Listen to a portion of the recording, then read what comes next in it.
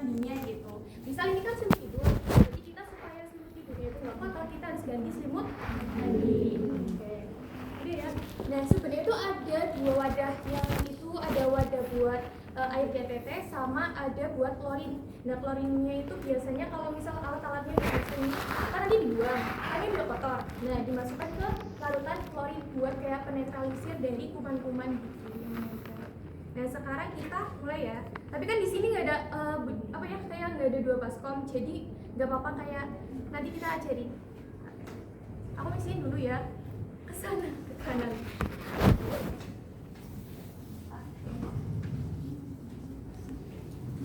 Dari kalau yang tahap pertama itu ada tahap prainteraksi. Prainteraksi berarti dari menyiapkan alat, kita udah siap ini alat. Habis itu yang kedua ada membaca rekam medis.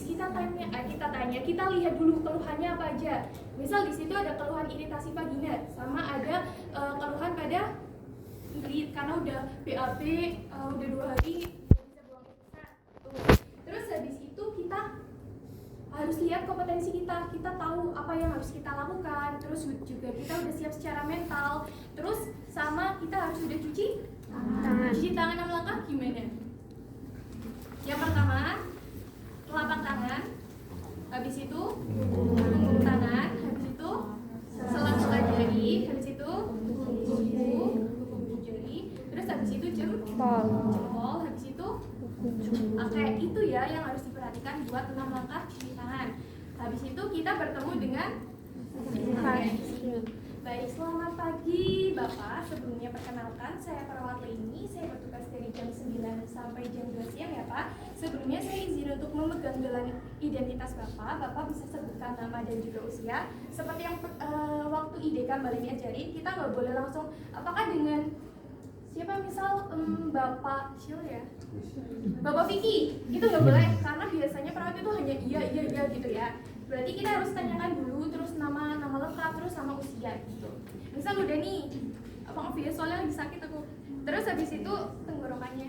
Terus habis itu kita udah itu buat gelang identitas. Habis itu kita buat lakukan prosedur. Baik Bapak, karena kan berdasarkan keluhan Bapak itu sudah 2 hari gak buang air besar. Oleh karena itu nanti akan saya bantu Bapak untuk melakukan pemberian obat gitu. Nanti waktunya berapa menit?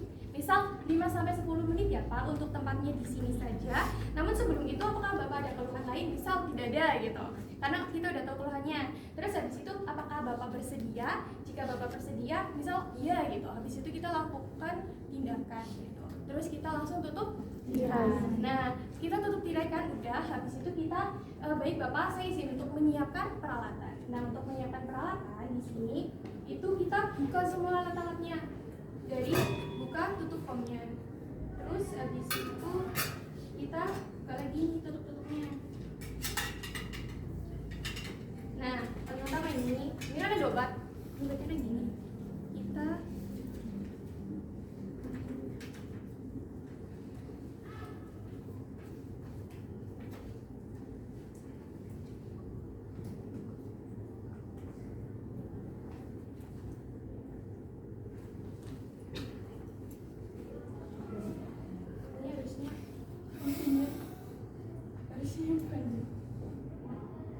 ini kan kita udah cuci tangan, jadi nggak apa-apa.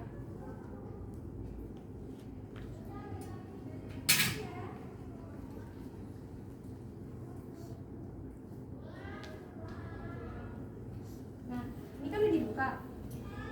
Dan kita sini juga. Habis itu kita ganti selimut. Ingat waktu bed making. Kita letakkan di sini. Ini bisa dulu. Permisi ya Bapak. Nah, kita ambil bagian sisi bawah. Jadi kayak plosodan gitu. Oke, kita mulai. Ini si Pak sanitari. Nanti dibantu, pasti nggak sama satu perawat aja kok. Bisa dibantuin teman. Nah ini langsung disingkirin di bagian sini aja. Sini ya. Gak usah terlalu rapi banget. Yang penting kita buat nyaman kondisi pasien. Udah ya. Nih udah nih. Berarti habis itu aku harus cuci tangan lagi. Tadi udah cuci tangan yang interaksi, habis itu aku cuci tangan lagi 6 langkah. Udah ya, aku udah cuci tangan. Terus habis itu tinggal memposisikan posisi bagian badan pasien. Itu posisinya dorsorecumbens. Posisi dorsorecumbens itu ketika kayak misal lagi melahirkan, jadi ngangkang gitu. Permisi Bapak, di sini saya akan menekuk lutut Bapak ya Pak. Saya izin untuk membuka selimutnya. Permisi dulu ya, jangan lupa permisi. Kayak gini. Permisi Bapak. Dah. Oh, misal gini, kalau ini kan buat yang jangan Bapak ya, maaf. Kalau misal ibu, kita pakai yang vaginal. Tapi kalau misal bapak-bapak, kita bisa pakai kasus yang rektum gitu. Kalau misal yang vaginal, misal ini vaginal ya. Kalau vaginal itu posisinya dorsorecumbens. Tapi kalau misal buat yang bapak-bapak itu dari rektum atau rektal, itu posisinya sims. Yang waktu Bu Kuna udah diajarin. Nah, itu namanya posisi sims itu kayak gini. Minta tolong ininya diangkat. Nah, nanti minta tolong buat pasiennya. Aku ajarin dua sekalian ya, jadi itu. Nah, angkat tangan ya Pak, permisi Bapak. Nanti saya bantu. Bapak bisa pegangan. Nanti pegangan ke handphonenya ya Pak. Kita angkat 1, 2, 3. Ini ke sini. Nah, ini namanya posisi sims. Ini sebenarnya bisa aku kayak gini ya, cuma kan ini nggak bisa. Nah, ini namanya posisi sims. Oke, ini buat yang rektum. Terus habis itu kalau yang vaginal yang lagi. Kalian mau rektum dulu atau vaginal dulu? Vaginal ya. Berarti tadi caranya sama, cuma ini wanita gitu ya. Oke. Ini apa posisinya? Dorso. Nah, ini posisinya dorsorecumbens. Habis itu berarti harus kita mas perlak. Nah, untuk perlak itu posisinya terusnya gini. Saya izin angkat ya, Bu. 1, 2. Jangan cuma di sini ya, tapi dimasukin ke dalam isi. Ibu bisa angkat kerupuknya. Dan nih, pelan-pelan ya. Tapi kalau osis sih kayaknya nggak akan pelan-pelan. Nah, ini udah ya. Terus habis itu kita siapkan bengkok. Ini nggak bisa ngangkang lagi. Bengkoknya taruh sini. Dah. Terus habis itu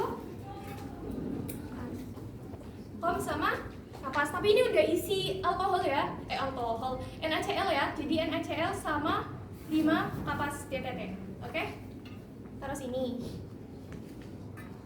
Udah, ini udah persiapan semua nih. Perlaknya juga udah. Habis itu baru dari Mbak Leni mau ambil handscoon.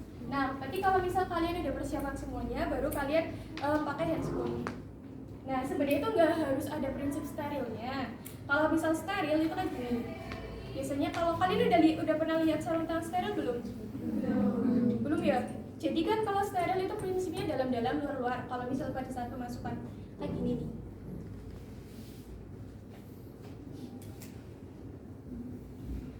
Kayak gini. Nah, salah ini. Oke, kayak gini tangannya ya. Bagi area tangan. Nah, kan posisinya kayak gini. Sebenarnya kan ada. Cuma ini sebenarnya nggak harus steril, tapi kita belajar aja biar tahu steril itu kayak gimana. Ini sebenarnya ada pengalas ya ini. Nah, ini maksudnya dalam sama dalam. Kita nggak boleh pegang luar. Itu kalau prinsip steril. Tapi kayak ini kalian kalau osnya nggak akan sepediam itu, udah langsung aja. Nah, dah. Nah nih ya. Terus habis itu ini berarti luar sama luar, jangan masuk ke sini nanti kotor. Kayak gini. Ini aslinya nggak semudah ini ya, Dek. Kalau yang steril ada yang lebih. Jadi gini, dah. Ini udah pakai handscoon. Berarti habis itu kita mulai buat pembersihan. Nah, untuk pembersihannya ini udah tadi basah apa enggak? Basah. Kita ambil 5 ya, Dek. 1, 2, 3, 4, 5. Nah, di dalam apa yang namanya vagina itu ada 5. Ada 5 area pembersihan. Nah, untuk bagian pembersihan kita kita itu dibersihkan di bagian daerah terjauh. Nah, kenapa daerah terjauh? Agar tidak terjadi kontaminasi silang gitu. Misal gini, kalau kalian bersihin di sini, terus kalian bersihin di sini, nanti takutnya ini udah bersih, terus kamu kesini, terus balik lagi jadi kotor lagi. Jadinya di bagian daerah terjauh dulu. Misal ini ya, 1 dari labia mayora kiri. Ini ya labia mayora yang paling besar ya gitu ini. Jadi area atas sampai ke bawah. Langsung dibuang, jangan dipakai lagi, oke? Terus habis itu yang sini labia mayora yang kanan. Jadi atas sampai bawah. Nggak boleh dari bawah ke atas. Nanti ibaratnya kalian cebok itu dari atas ke bawah. Nggak mungkin kalian dari bawah ke atas, nanti kotoran yang udah ada nanti malah masuk lagi ke atas, jadinya ada terjadinya infeksi gitu. Cebok pun harus dari atas ke bawah gitu. Terus habis itu ada labia minora. Labia minora itu kalian dibuka sini, ini buka, sebenarnya bisa dibuka lagi ya. Nih, bersihkan daerah sini. Labia minora yang ya ini udah 2 ya, maksudnya 2, 4. Terus habis itu kita dari vestibulum, terus habis itu ke perineum, terus habis itu ke rectum. Mudeng. Nih, namanya itu labia mayora. Sini sampai sini. Nah, ini labia mayora, cuma kanan kirinya aja gitu. Terus habis itu ini sebenarnya gini boleh. Terus habis itu dibuka lagi ada labia minora. Ini juga minora. Terus habis itu vestibulum sini sampai ke perineum. Perineum itu batas tengah-tengah mana ya? Nah, nih batas ini. Itu perineum. Tapi kalau misal kalian bisa dibersihkan sampai rectum ya nggak apa-apa gitu. Oke? Udah ya? Nah, udah dibersihkan. Terus habis itu berarti kalau misal kita udah pembersihan, habis itu kita udah persiapan buat yang ini aku ada kelupaan buat 1.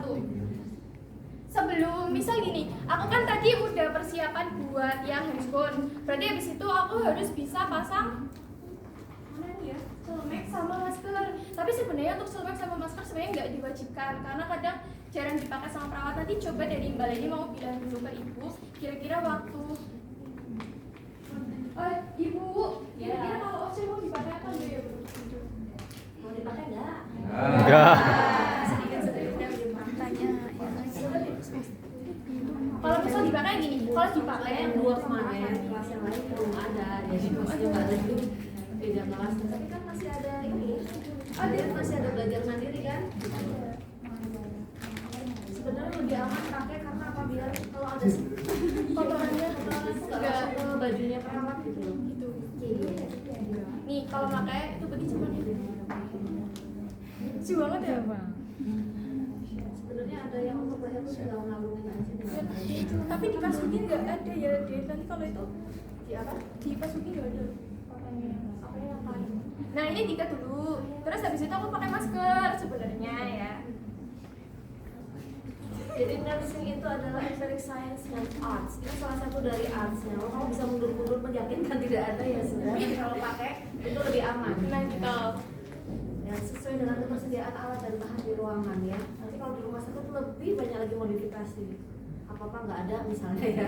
Itu banyak pilihan dan kamu harus tahu mana yang important. Gitu. Tadi kita sedang belajar kalau misalnya ada nih semua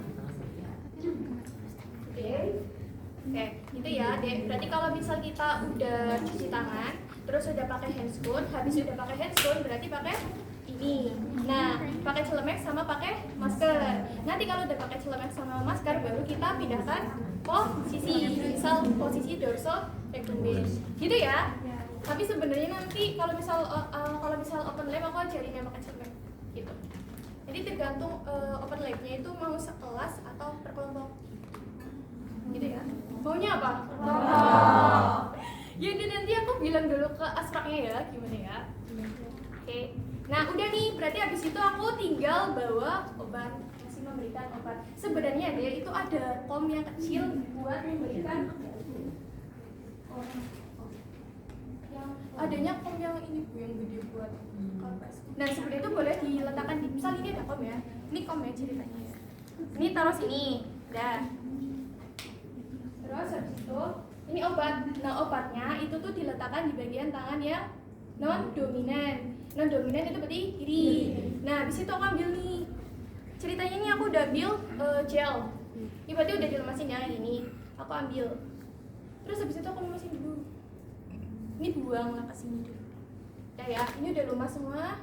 Terus habis itu baik ibu di sini saya akan memberikan obat melalui area vagina atau area alat kelamin ibu. Nanti ibu minta tolong untuk tarik nafas nih gitu. Misal tarik nafas. Nah, ini permasalahan dari Asrak dengan Bu Desi dan Mbak Leni ya. Jadi gini, ini tuh ada ostium uretra. Ostium uretra itu maksudnya ujung.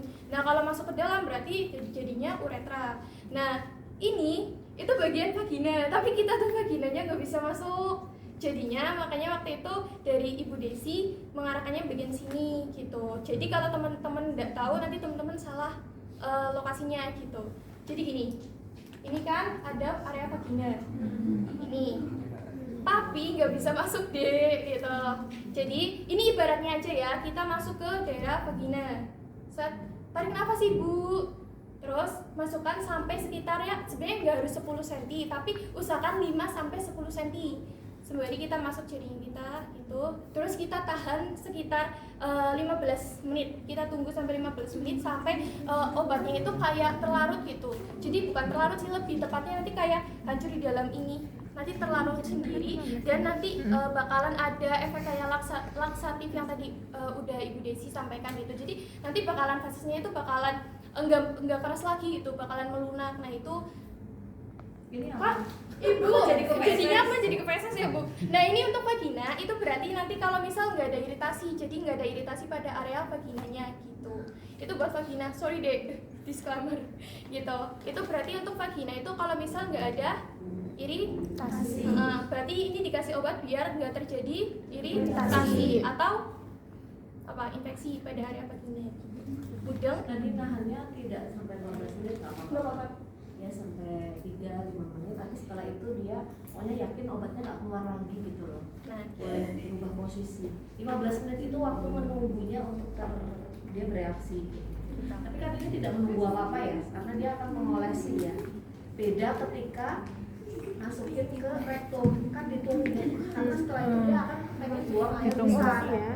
Nah, enggak. Jadi gimana caranya obat ini pokoknya masuk, kemudian dia serap ya, serap melapisi mucosa yang ada di dalam vagina yang tadi terinfeksi kata Mbak Leni, dan obat itu bekerja di situ. Biasanya pada penyakit apa sih yang perlu diisi? Infeksi vagina yang kamu tahu apa? Kan udah belajar di patologi ini, belum belajar reproduksi ya, penyakit reproduksi.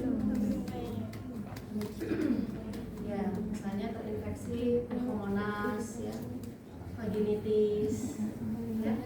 itis itu berarti infeksi gitu ya, vaginitis.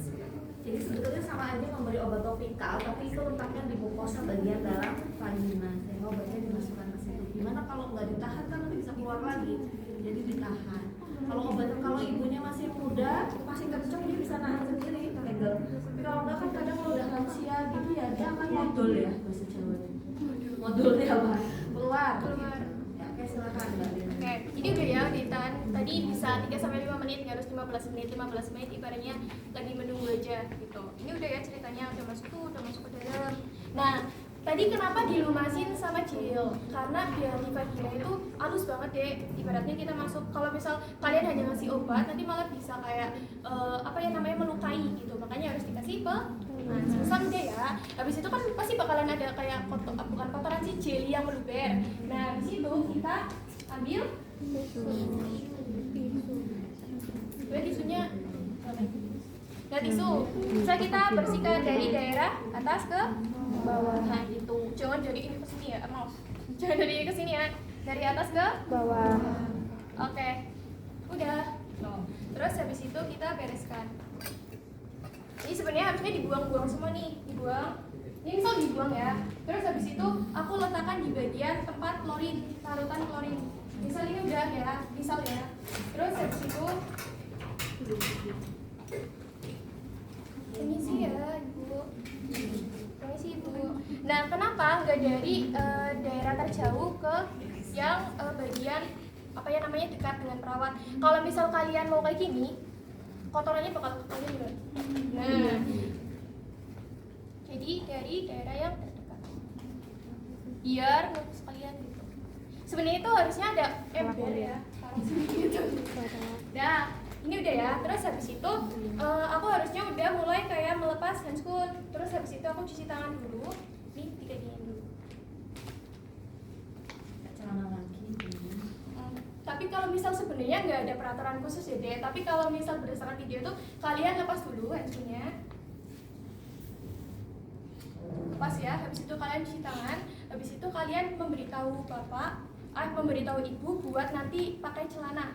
Itu bisa nanti kalau dibantu ya nggak apa-apa. Kalau misal ibunya kira-kira bisa sendiri berarti bisa sendiri. Habis itu udah kita bantu untuk posisikan lurus. Tapi minta permisi dulu ke ibu. Permisi ibu, saya izin untuk meluruskan kembali kakinya, terus sembari dibereskan kembali gitu. Habis itu dari Mbak Leni bakalan cuci tangan kembali. Udah cuci tangan, habis itu baru dilepas. Dilepasnya dari bagian yang teratas, berarti dari masker, kemudian dibuang. Habis itu dari susah.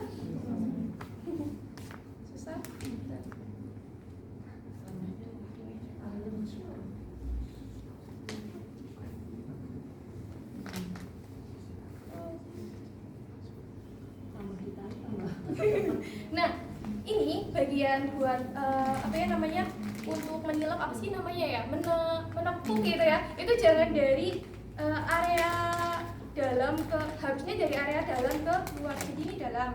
Ini luar ini kan udah kotor sebenarnya. Jadi daerah dalam ke luar, dalam ke luar. Habis itu tepuk. Ini kalau sekali pakai boleh dibuang sih. Tapi kalau misal kayak kain itu diletakkan di ember. Udah ya. Dah. Habis itu kita ke pasien. Permisi Ibu. Tadi kan sudah rapi semuanya Bu. Terus juga untuk alat-alatnya sudah saya rapikan kembali. Saya izin untuk mengganti selimut Ibu kembali. Kita tarik aja. Permisi Ibu. Nanti buat yang ini dibuang ke gitu.